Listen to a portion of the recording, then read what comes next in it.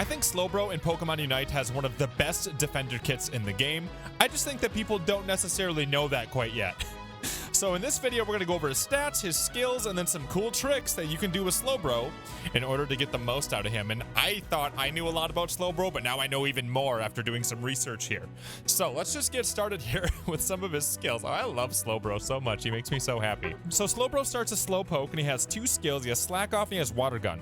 So what Slack Off does is it makes him roll over and heal up a little bit. What a little cutie pie. But something to know about Slack Off is if it gets interrupted, it continues to heal, just at a reduced rate. So if you take a peek here, boop, I interrupt it, it's still going up just a little bit. His other skill here is Watergun, and let me get to level 15 so you can see, what the damage is like at that level, because that's usually when we measure our things here. And at level 15, it does 1827. Now what you saw there is you can charge it up. I see a lot of people just go, bleh. And if you do that, you're only doing 906 damage, which is much lower than the 1827 that it can do. Also, a cute little thing about it is, if you take a look at his mouth, his bubbles kind of foam up in his mouth as he gets ready to push it out, which is really cute. And for his learned skills, let's start with Surf here, which he gets at level 4, which is really awesome because it's such a good skill at such a low level. And then we'll also go with Telekensis. And then for the Unite move, he has a Slowbeam, which he gets at level 9. And before we get Surf Plus here, let's take a look at Surf, because what Surf does is it causes a knock-up effect, and then it does more damage. But Surf Plus, take a real close look at this wave. This is regular Surf. See how the second and third wave are a little bit smaller? Well, the Surf Plus, those waves get larger. You can tell by the wake on top of the wave. Also, with Surf Plus, you do multiple knockups. Every single wave causes a knockup, where with regular Surf, it's only the first wave. You get Surf Plus at level 11, which, in my opinion, is awesome, because that's a pretty low level for the end of the game. So you get an extremely effective CC skill by the time level 11 comes around, and it's already pretty good before level 11 anyway.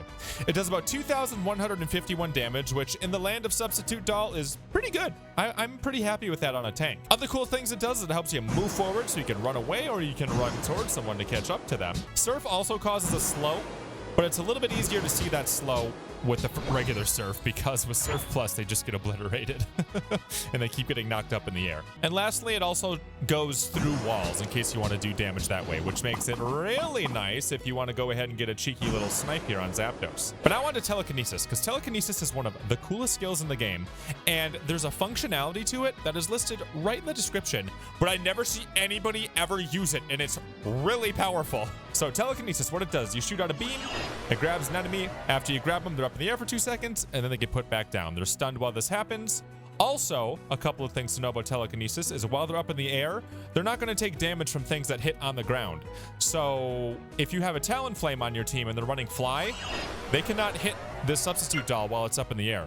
So be a little careful of that if you got some people on your team that, do really hard ground slams.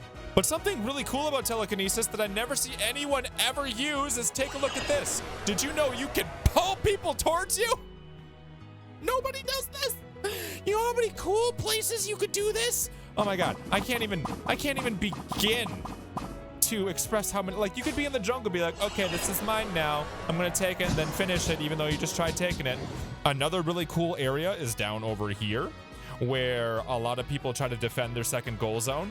If you can manage to grab somebody over here and then pull them over to your side of the wall, well, then suddenly they can't run right back to their base. So it's a really good way to pick people out of their safe zone.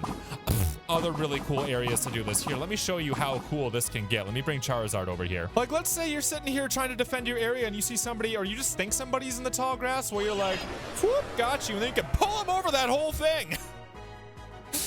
It's so good, and I never see people use it. I swear to God.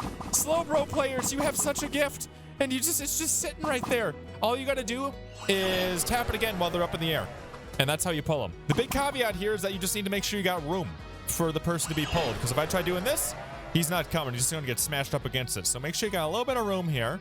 Get Slowbro's big tummy out of the way, and then they'll pull right over. Okay? Please start using Telekinesis this way. Or heck, if you're defending, let's say people are trying to be pretty cheeky and just like, slam you from a distance like a score bunny who's got an attitude or something.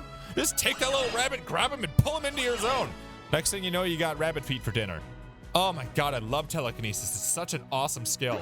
It's like if Lick was good. Or heck, let's say you think someone's about to snipe in the grass over there because you're trying to take Rotom. You'd be like, haha, it's the prize. It's my Rotom now. And then you just finish him off like this. And then this guy's over here is like, because he thought he was going to be able to get an easy snipe, and then Rotom just disappeared. The difference between Telekinesis and Telekinesis Plus is that Telekinesis Plus has a little bit more range and it shoots out a little bit faster. That's about it. Telekinesis does not work on Dreadnought and it does not work on Zapdos. I don't think it's going to work on somebody who's unstoppable either. The reason why I bring that up is because Slowbro does have a skill that works against characters that are unstoppable, which is pretty cool. One other problem with Telekinesis though, and maybe they'll patch this out, is for some reason it doesn't work against Ninetales. Don't know why. That Snow CC that she has, I think that messes with Telekinesis, and I'm sure they're going to patch it out. Also, we have a new channel, Pokemon Unite Guides. We started that this week, and it almost has 1,000 subscribers, which is awesome. And that's just pure Pokemon Unite content. Here on SwingPoynt, I post other stuff that's not just Pokemon Unite. But if you like Pokemon Unite, you want to get over there first and be one of the first people to support the channel, get some bragging rights, I'd love to see you guys over there, and thank you so much for checking it out. But now let's continue with Slowbro here. So now let's talk about Slowbro's other two skills, which are Scald and Amnesia. And after playing with Amnesia a little bit, I like it a lot more than I thought I was going to. After playing with Scald for a bit, I hate it more than I thought I was going to. So let's take a look at Scald and let's take a look at Amnesia. So what Scald does is it goes push, and it causes a little bit of damage over time, 100 damage per tick to the substitute doll for a total of 2,042 damage, which is extremely disappointing because Surf does more. Scald Plus at least does a little bit more area damage. Everybody who's caught in that area is going to get caught with a burn, and that burn causes a slow and it causes damage over time. But it's still just... The only cool part about Scald compared to Surf is that it has a much lower cooldown. It's only a 5-second cooldown. I think Surf's like 9 or 10 seconds. So you're going to get way more Scalds out than you ever would Surf. But it's like the fact that Surf does so much crowd control and damage, and it makes you move faster. It's so hard to give up Surf in favor of Scald because you already have damage dealers on your team. So what you ideally will be doing as a defender is making it so they can be better, not just making it so you're also dishing out more damage over time. I think Surf is just such a better skill. But if you want to play Scald, go right ahead. There was a surge in Scald Bros because they buffed Scald, if you can believe it was worse than it is now. But let me try to explain where Scald might be cool. But in order to do that, I have to bring Charizard over here and take damage. So I'm going to have Charizard do some damage to me here, and what you'll see is there's going to be a blue that shows up. And that's Oblivious's effect. So that blue is health that I could recover if I do damage. So if I use Scald here, you see how I heal up a bunch? That's where Scald is a little bit more interesting than Surf because Scald has a much lower cooldown. And to kind of put that in perspective, the health loss that you have becomes permanent starting at around 9 seconds, and it kind of varies between 9 and 15 at that point. So Scald, you can get 2 Scalds out within that window where you can only get 1 Surf.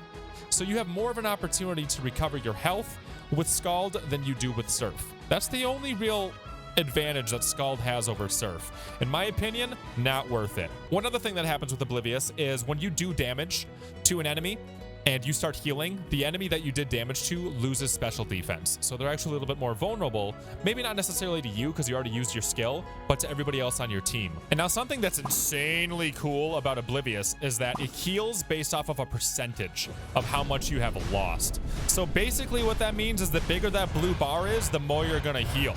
So you see I got a pretty big blue bar right now. Well, if I go ahead and use Amnesia, well, suddenly I'm healing for massive chunks of health. You see that? 894, 700, like...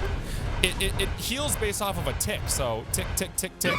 And then the bigger the blue bar is, the more health that's going to be. The smaller the blue bar is, the less that number is going to be, which is why the number gets progressively smaller because there's less and less blue bar to use up. Really what this means is that Slowbro can have a lot of tankiness to him if you play him right.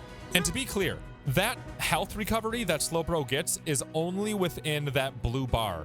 And that blue bar only lasts for about 9 seconds. So we'll showcase that here with Amnesia here, and we'll start talking about Amnesia. So typically, in order to recover health with Slowbro's passive, he has to do damage with one of his skills, with the exception of Amnesia. Amnesia can just straight up heal you. So let's take a peek here. Let's let Charizard kick my butt a little bit, and you'll start to see that blue bar kick in. And then if I use Amnesia here, what it'll do is it'll heal a whole lot, frankly. But you see how there's some permanent health loss in there? Now, if we sit here and wait long enough, that gradual health loss will become permanent health loss. And if I were to use Amnesia now, since I don't have any blue bar left, I'm not going to heal at all. Since I don't have any blue bar left, damaging Charizard isn't going to heal me. So he still has to have that blue remaining. Otherwise, the heals don't work. All right, so I hope that I finally helped people understand Slowbro's passive a little bit better. But now let's continue talking about Amnesia. So Amnesia does more than just heal you, which is important because in this scenario, there's nothing to heal. Other things it does. It causes you to be unstoppable for a short period of time, a really short period of time, but that can't help you dodge a slow or dodge some sort of attack that would cause a status, or let's say Wigglytuff's trying to sing at you. If you go ahead and do that, you'll dodge one of her notes. What else it does is it causes you to take less damage for a certain period of time. You take 23% less damage while Amnesia is active. And how long is it active? Well, it's active until the question marks stop. That's an easy way for you to remember it. As soon as those go away, then the damage reduction is no longer happening. One other thing that Amnesia does is it makes it so your next Scald or your next Surf does more damage than it typically would. So if we take a look at Surf here, we're going to do about 2,151 damage. Okay.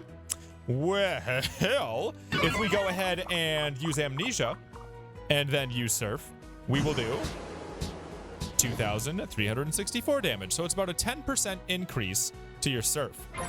But wait, there's more. Because what Amnesia Plus does is it increases your special attack damage. So if you go ahead and you use Amnesia Plus and then Surf right away, you'll go even higher. So ba-bam and ba-bam. We still have those question marks on our head, and because of that, we did more damage and actually went up to 2,574. So to sum that up, you're going to get an extra 10% damage to your Surf no matter what. If you use Amnesia, I could wait 1 minute, I could wait 3 minutes, I could wait 2 seconds. You're going to get that extra 10% just because you use Amnesia. However, you'll get an additional 10% equaling 20% extra damage if you use Amnesia and then Surf right away as long as the question marks are still on your head. Okay? Okay, so now on to Slowbro's Unite move, which is called Slowbeam. And I love Slowbeam because I think it does something that not a whole lot of other skills in the game are capable of. But to start with the basics, you have a little cone in front of you here and you're going to shoot it out and grab a target. And that target is going to take damage. You are going to gain a shield and you're going to become unstoppable during the duration of it. And you do 3,240 damage, which is quite a lot to a substitute doll. That is nothing to scoff at, especially on a tank. But it does something way more cool than that. So if you are aware, let me go bring Charizard up here and I want to show you something. So for you Charizard players out there, I'm sure you're aware that when Charizard uses his ultimate, he becomes unstoppable. However, Slowbeam can stop the unstoppable. He still grabs me after the fact. But if you see like a Machamp or a Charizard going ham with a big ol' unstoppable above their head, you can just straight up grab that little sucker with your Slowbeam. I think it's because it uses the bound effect, and I don't think there's a whole lot of other skills in the game currently that cause bound. So keep an eye out for future bound abilities because they apparently can stop unstoppable, which is awesome. I love Slowbro, man. He's such a vibe, and he's so good. And now onto Slowbro's stats. He has about 9,400 HP, 421 defense, and 360 special defense. I'm pretty sure these defensive numbers are pretty close to Lucario, but then Slowbro just has way more HP than Lucario does with 9,400 HP. And now let's move on to the other stats here so we can see his basic attack. So his basic attacks are 292 on a basic attack, and then if he gets a boosted attack, it's 758 damage. And there's an area of effect around that splash, and that splash causes slow. That's all the different things happening with the boosted attack. But there's something really peculiar here that I noticed about Slowbro. So outside of the fact that he's a ranged defender, which is pretty cool, take a look at his boosted attack. Typically, you have about 4 seconds in between your attacks there to charge up your boosted attack. So if I were to attack here, I'd have 4 seconds before I'd have to do it again in order to maintain my gauge. But if you notice on Slowbro, it goes away really quickly. It's like less than a second. So you really gotta pound these out if you want to get that boosted attack out. I don't know why, but I guess that's just how they decided to balance him. You have to make sure you really just bam, bam, bam. And now on to items for Slowbro. What I love about Slowbro is you got choices, frankly. So typically what I would throw on a defender, I'd be like, okay, buddy barrier, and then, you know, focus band because he has all that HP, so you want to be able to get the most out of his HP that he already has. He's going to benefit more than some other characters would. And then since he does special attack, I'd go Wise Glasses. This is a pretty good build on him. But Slowbro does do a lot of damage for a defender with special attacks. So you could, if you wanted to, be a little more cheeky than that, and you could go and throw on the special attack specs, get rid of Buddy Barrier if you want to risk not having Buddy Barrier, because he already gains a shield as is with his Unite move. You could go and throw on a Score Shield, because then you can take advantage of his big health pool, and then it makes it really easy to buff up his special attack specs, which, by the way, you can do this up to 6 times. 6 separate scores will be what you need to max out your special attack specs. So this is a more of an offensive build on Slowbro. But again, he's got options. You could throw tons of stuff on him. You could throw EXP share since he's a defender, and that would make it so that, let's say you have a Gardevoir or a Garchomp in lane, that makes it so that they're going to gain more EXP more quickly, and then Slowbro can keep up since he already benefits from having a lower level requirement on some of his skills. You also could run Shell Bell to kind of keep up that sustain, keep up a little bit more health. I think Shell Bell has a cooldown though, so it's okay for his skill. It's really up to you. I mean, heck, you could even run Energy Amp because he has a lot of damage out of his Unite skill, and Energy Amplifier lasts about 3 seconds after the Unite move is used, so you're not really going to be able to use it on like a Surf or a Scald, but you're going to make your Unite move much stronger. So really do whatever you want with Slowbro, frankly. He's got a lot of capabilities. You like offensive Slowbro? Maybe run something like this. You like a more standard Slowbro? Maybe go Buddy Barrier. You like running something where you're a little bit more cheeky and you want to really get a strong Unite move? Maybe try Energy Amp. If you want to play games with me or other people in the community, we stream just about every single night on twitch.tv/SwingPoynt. Also, a reminder again, we have that new channel, Pokemon Unite guides. All of those links will be in the description, as well as other guides on the channel here for all the other characters we've covered. We've covered a lot of them. We have a Zapdos guide. We have a really in-depth Rotom guide where you learn things about Rotom you wouldn't expect. We have a solo queue guide. We got all sorts of stuff on the channel for Pokemon Unite here. So go check those videos out. Thank you so much for being here. Please consider subscribing here or on the other channel. I'd love to have you guys here. And with that, I'll see you guys in the next video that we do around here.